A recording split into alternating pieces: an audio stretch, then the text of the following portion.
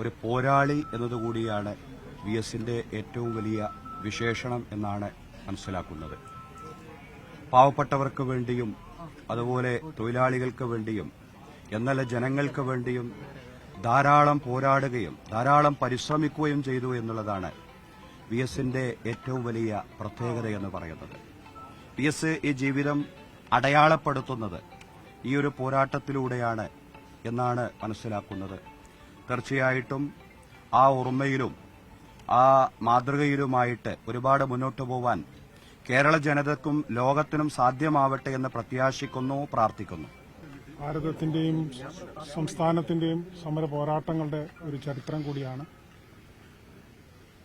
അനന്തപുരിയുടെ മതസൗഹാർദ്ദ കൂട്ടായ്മയായ സ്പിരിച്വൽ ഫോറത്തിന്റെ ആഭിമുഖ്യത്തിലാണ് ഞാനും സ്വാമിയും ഇമാമും ഒരുമിച്ചിവിടെ എത്തി മതേതരത്വ മൂല്യങ്ങൾ എന്നും ഉയർത്തിപ്പിടിച്ചിട്ടുള്ള മതസൗഹാർദ്ദത്തിന്റെ പ്രതീകമായ വി എസിന് ആദരാഞ്ജലി അർപ്പിക്കുവാനിടയായത്.